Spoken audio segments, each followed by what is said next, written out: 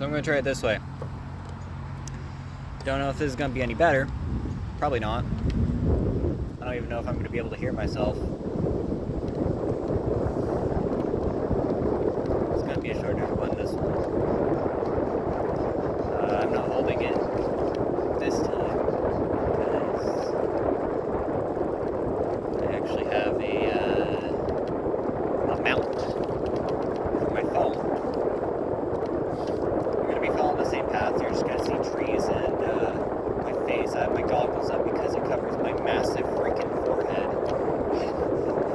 Like seriously, if I just look at that, massive forehead.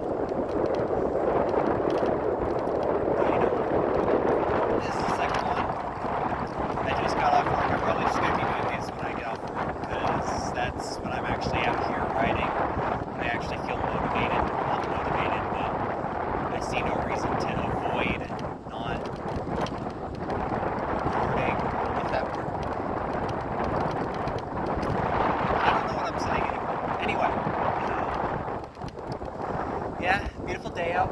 It still is. It's a Thursday.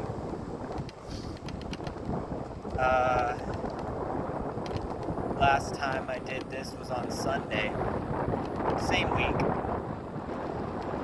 Because I don't stockpile videos. I probably should at some point. Because this is it's going to be a terrible upload schedule. 1, 2 a week. It's not that bad, but anyway. Topic of interest. Moral support. It's fun. It's nice. I like me some moral support. If I had any. I don't even know if I'll be able to hear myself or what's going on, or if it's just going to be wind. There are a lot of things that I like doing. I like writing. I like writing stories. Most of them are fictional, science fiction, fantasy, what have you. I like writing. More specifically, I like writing out ideas. But I don't ever really feel motivated to write. Why? Because I don't think anyone would be interested in them, or nobody shows interest in them, and I just end up either scrapping it or just stockpiling it for later.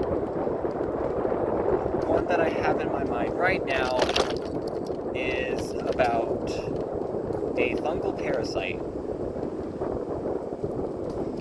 That's nothing really new. A lot of people have done that. Last of Us. That's the only one I can think of off the top of my head. But I think it's cool because it's just one arc of a bigger story where there are different worlds. The first world is the home of this cult for the person who made all of these worlds. And he's just sort of just some guy. The main character will just find him and he'll just drop it nonchalantly. And then he'll have to face the consequences of just neglecting and straight up abandoning his worlds. I have the arcs laid out like this. The first arc is just going to be him. It's just going to be the introduction. And just the main character finding this dude who supposedly made the entirety of his existence. So it's just introduction. The second arc, they find themselves in this carnival, this circus world. Not the amazing digital circus. May have been some inspiration, but I don't really see it. That's the thing about inspiration. It kind of just creeps up on you. You kind of just... You take something in. You take in a piece of media. It churns in your brain overnight, and then it may come out later as an idea. That's just how writing works sometimes. And I guess that's how that worked for me. They go to the circus, and the ringmaster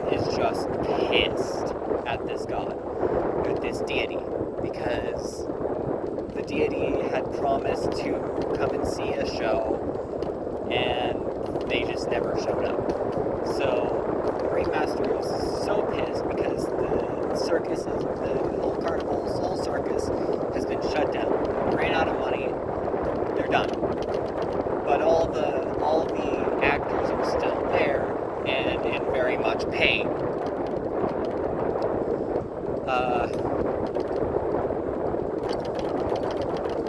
There's a Jack in the Box, a mime. I really like the mime. I like mimes. I don't know why. I don't know what it is about a mime, but I like them.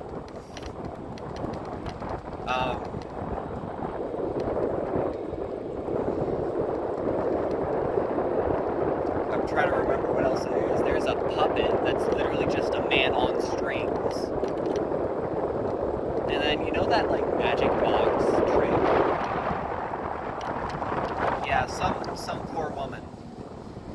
I'm gonna turn here. I was thinking about going to the store today, pick up some more ice cream, because I'm running low on that. But, it can wait. It can wait one more day. I'm going to the store tomorrow anyway. So, in that arc, there's going to be a lot of puzzles, and that's the arc where the deity faces the consequences of his actions, albeit the tiniest bit of consequences to his actions.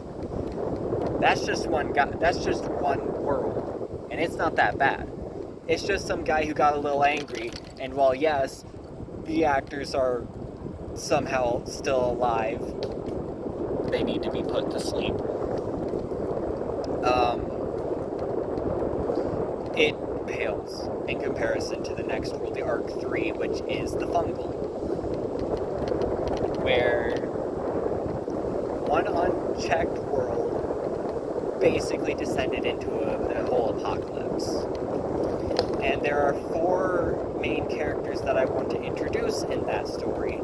There's the survivor leader, who takes the role of the survivor's salvation, or what they see as their savior. The second person is just some really unhinged man with a sledgehammer. I really like the idea of that. He represents what could have been saved. Well, the whole world represents what could have been saved, but he specifically represents what has been lost and what that did to him.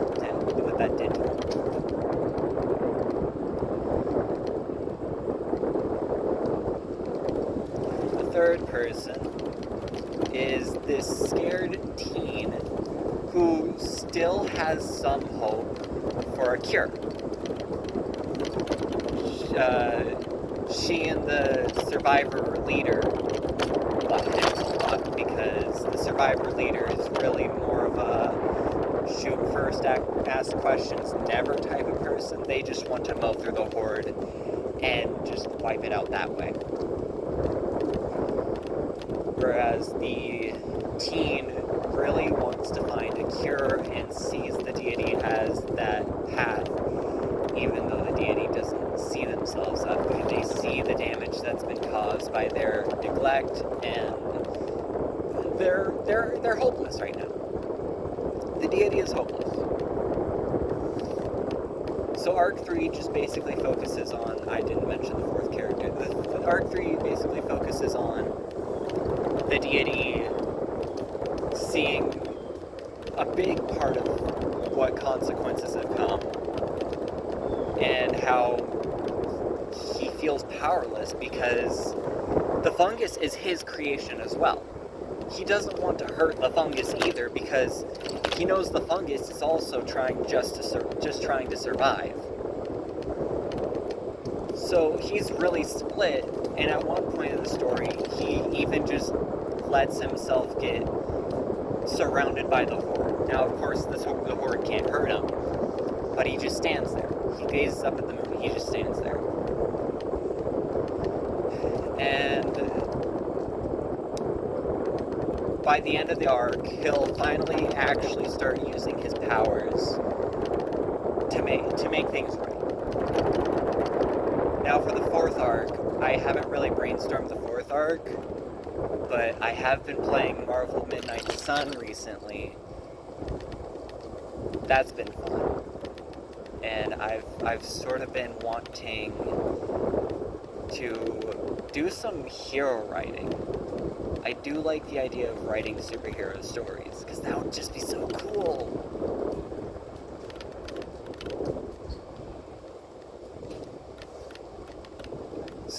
fourth arc, I'm thinking, could just be that the deity, all that power that he used to fix things in Arc 3, does nothing in Arc 4. So it goes from the introduction to him finally seeing the consequences of his actions, to him using his powers to fix the consequences of his actions, and then completely getting that stripped away from him. In whatever I choose for Arc 4. I don't know what that's going to be. It's probably going to be a hero. I don't know.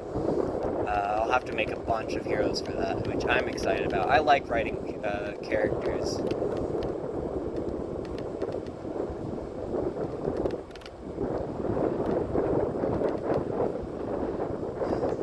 And by the end of the fourth arc, I believe it'll end with him being able to fix his problems even without his powers. He'll find a way because he has to. He finally believes it's his responsibility. He takes his responsibility and he fixes it.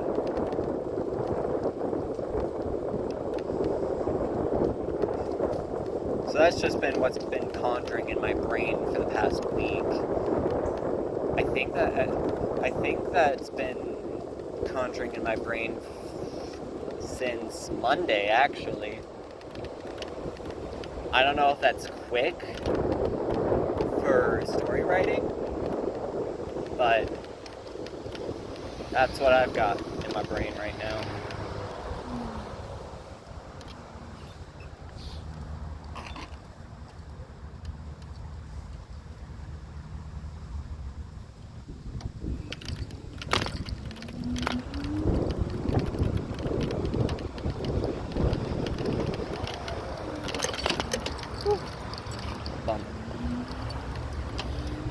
Now back to moral support.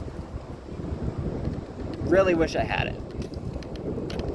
Because it is so tiring to just go day by day and the only interaction I get is just, have you done blank?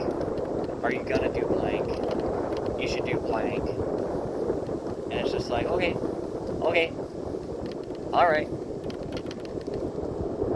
Like, how's your writing going? I'm like, unmotivated to write. That might motivate me. Seeing actual interest would go a long way. And that's not just for writing. I see everyone around me has some form of support, whether that's a lover, whether that's friends. Everyone has some form of support that keeps them going, even if times are tough. And it's like, you don't even have to actively ask. Just exist. Like, I don't know how it works exactly, because I don't have it mainly. I don't have that form of support, but it's just like, I don't know how it works. I want to know how it works.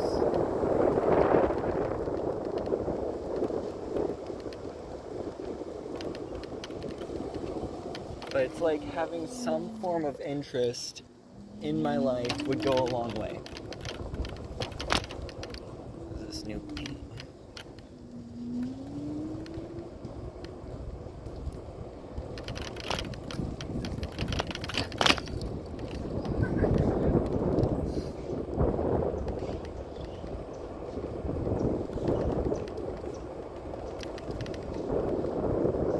Like, a majority of the interaction that I've had this past week has literally just been people requesting I do something or telling me what to do. And it's like, okay, I'll get it done. You don't trust me.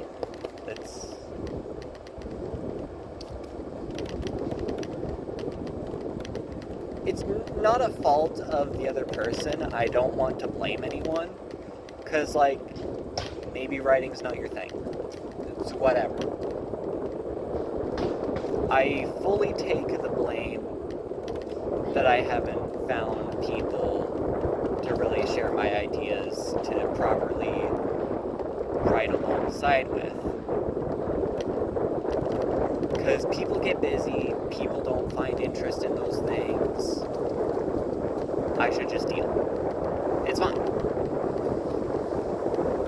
I don't say this as oh, those people in my life are bad, they don't care. They do. They just don't know how to interact with me specifically, because I don't really give them anything to go off of. I'm stopping by the creek again, I'm sorry. I like stopping by the creek. And I will bring you to...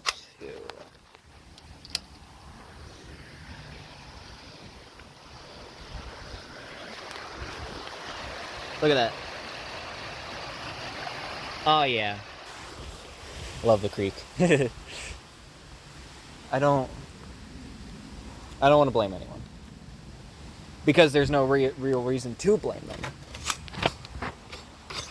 And if this style video doesn't really pan out great in quality, because it just looks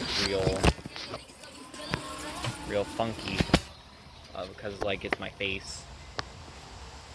I know you can't zoom in or out in this mode. I'm just trying to put this back where it needs to be.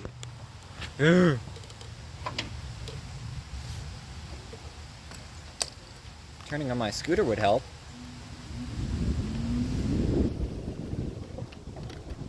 I turned the throttle and nothing happened.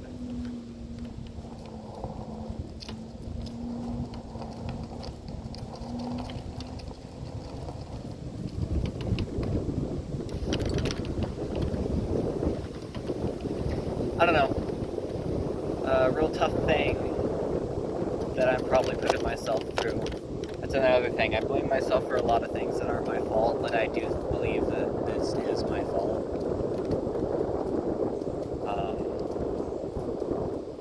Maybe it isn't. I don't know. I don't really feel the need to figure that out. I just need to find a solution.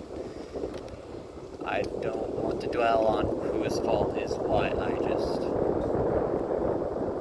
keep mentioning it. I'm really nervous. I don't like talking like this, because this is really my feelings spilling out, and I don't do that often. I don't really find the opportunity to, which is again my fault. I don't open up as often as I should, but no.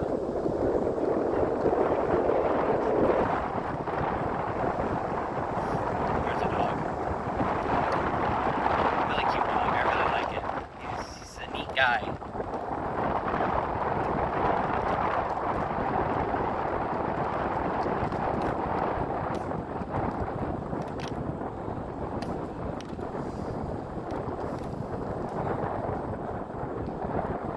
Maybe one day I'll figure it out. It's also kind of why I haven't really found a job yet. I don't really put myself out there. I do apply to places, I just don't make myself sound appealing. And again, that's mostly my fault. I'll have to reapply to those places. But yep, that should be the end of this one. I'm not going home all the way. You're good. No, you're good. I'm staying here. I don't know why I said that out loud as if they could hear me. Anyway, see ya.